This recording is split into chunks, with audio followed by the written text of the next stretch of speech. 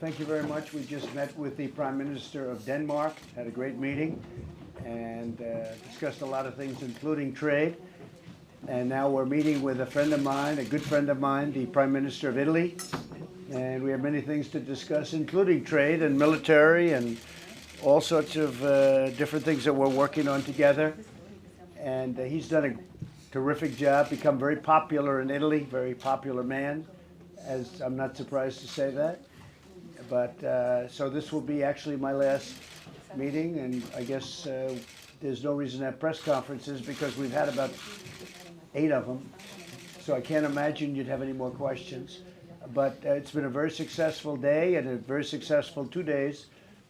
We've made tremendous progress. We've raised $130 billion from outside of the United States, other countries putting up that money.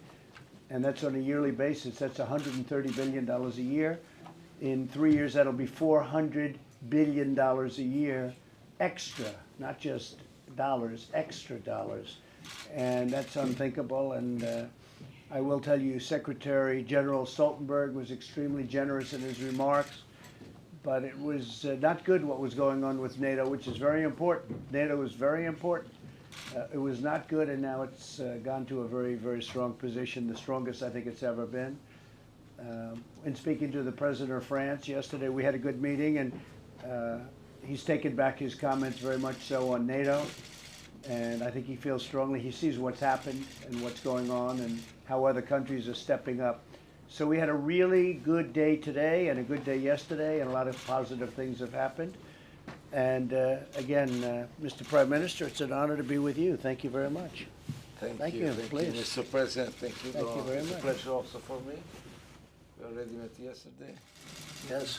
And now we have a good occasion to an exchange of views Right. about trade, as you mentioned, about defense and other issues. It will be a pleasure. That's good. Thank you very much. Thank you. Thank you. Okay, thank you very much. I'll see you guys, some of you on the plane and some of you elsewhere. We appreciate it. We had a great, this was a great 2 days. Steve, go ahead. Since it's our last opportunity to ask you questions, do you want to comment on the House Democrats' impeachment report that came out last night in the hearing today? Well, I did. I saw it, and it's a joke. Everybody is saying it, and I watched reviews. I watched Hannity, Sean Hannity. I watched Laura Ingraham. I watched Tucker Carlson. I watched a lot of other legal scholars, frankly. I watched some people of great legal talent and highly respected, Alan Dershowitz, and many more, many more.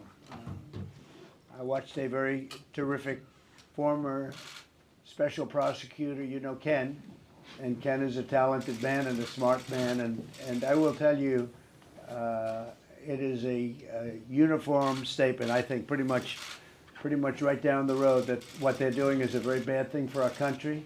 It's of no merit, and the Republican Party has never been more unified, ever. They've never been as unified as they are right now. I've never seen anything like it, where you have 197 to 0, where the Senate is very angry about it. I think the Senate, I can say, is angry, and the Republican Party is angry. A recent poll came out, 95% approval rating for me and the Republican Party, which is a record. Ronald Reagan was at 87, he was a second. So, I mean, it's going good. I've never seen anything like it where the parties come together, and it's going to stay that way for a long time. I think we're going to have a tremendous 2020. I'm sure you've all seen the polls that have come out, especially in the swing states. We've gone way up in the polls. And I think it's, you know, it's a disgrace. You have a loser, like, the guy's a stone-cold loser, has been all his life, Adam Schiff. And then you have Nancy Pelosi, who agreed with what he said, which puts her into real jeopardy. Agreed on a certain show, Stephanopoulos. And frankly, it's a bad thing for the country. I'm over here with NATO. We're meeting with, in this case, Italy, but we're meeting with great countries, very important countries. We're doing a good job. And they scheduled it. The same thing happened a number of months ago when they put the United Nations, the UNGA, they put the United Nations situation. They had a hearing with somebody on the same day, and now they do it with NATO. These people, you almost question whether or not they love our country, and that's a very, very serious thing. do they in fact love our country? So they scheduled that during the United Nations. I'll never forget, I'm walking into the United Nations and I start hearing all of the things that they were talking about exactly at that time. Literally, I'm walking through the front door and you folks start screaming out to me about whatever. You know what you were screaming.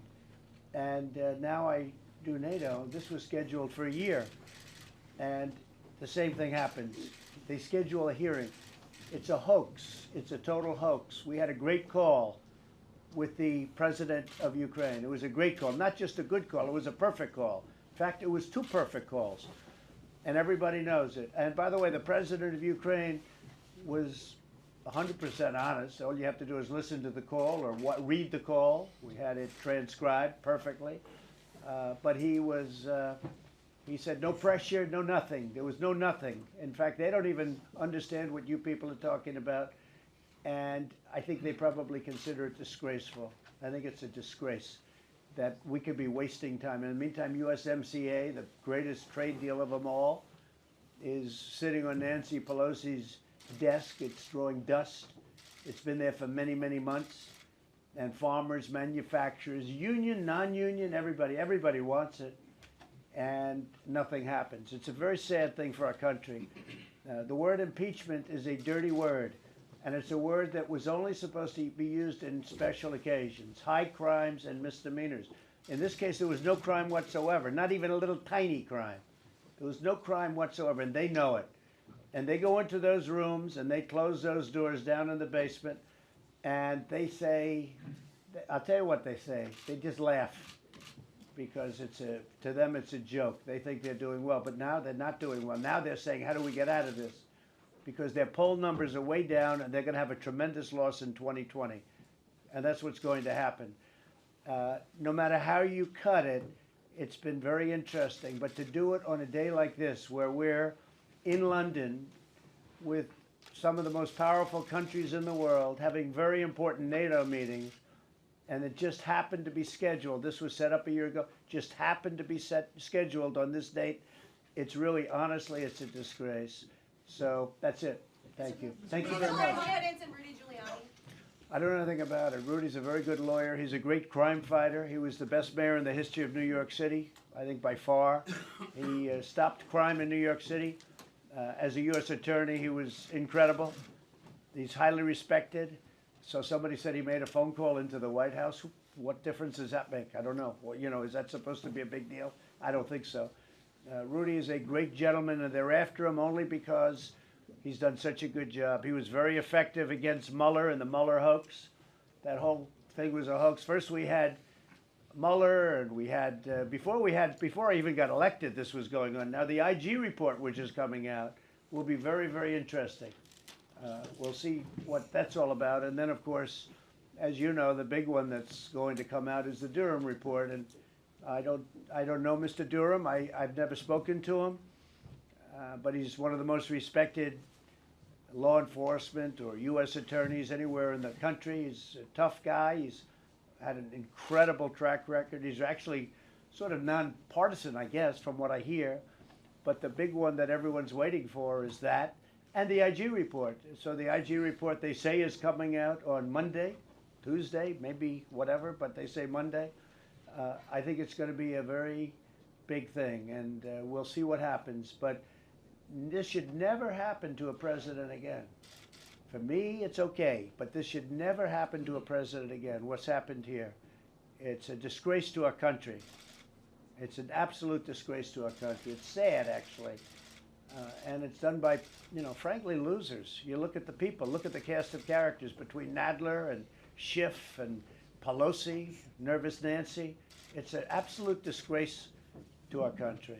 And I think a lot of Democrats, by the way, are going to vote against it. I think that, because if they don't, they're going to lose their race. Because people are they went back to their districts, and they are getting hammered by their districts. And if they don't, they're going to lose their race. So in many ways, I hope they don't, okay? And we'll get a fair shake in the Senate, assuming that whatever happens, we'll get a very fair shake in the Senate. And but we've already been given, you just take a look. Today I understand, I've been with all of these world leaders, and done conferences with the world leaders, so I haven't been able to watch. But think of it. They get 3 constitutional lawyers and we get 1. What's that all about? Just that little statement. They get 3, we get 1.